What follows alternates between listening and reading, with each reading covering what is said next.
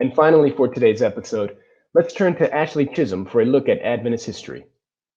This week, the Seventh-day Adventist Publishing Association was born. Welcome to This Week in Adventist History. On April 27, 1861, a group of Seventh-day Adventists finished a long Sabbath of preaching and exhortation and turned to business. 67-year-old Joseph Bates was chosen as the chair of the business session, and 27-year-old Uriah Smith was the secretary. At this first meeting, the group received a report that their previous efforts to form a publishing association had failed. However, the group chose a new committee to, quote, perfect the organization of a publishing association according to the law obtained, end quote. This new committee was comprised of James White, John Loughborough, Uriah Smith, George Amidon, and Moses Hull. The next day, the conference revisited its decision in a previous meeting regarding the name of the association and settled on naming it the Seventh-day Adventist Publishing Association. 20 years and 3 days later, on April 30th, 1881, Edwin R. Jones held meetings in Boulder, Colorado. Jones was born in the U.S. state of Michigan on February 16, 1845.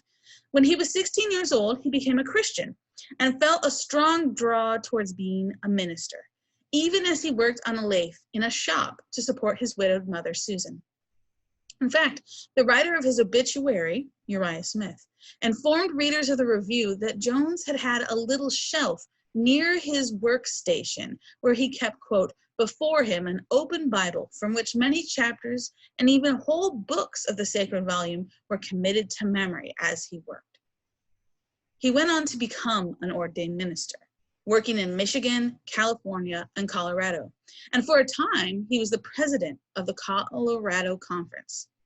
In March 1891, Jones traveled to Battle Creek, Michigan to receive medical care at the sanitarium, and sadly died there in January 1892 at the age of 36, leaving behind his wife Hannah and 2 daughters, Eunice and Mary. May we, when faced with obstacles and difficulties, remember the perseverance of both the early church leaders and of Edwin R. Jones, whose stories come from this week in Adventist history.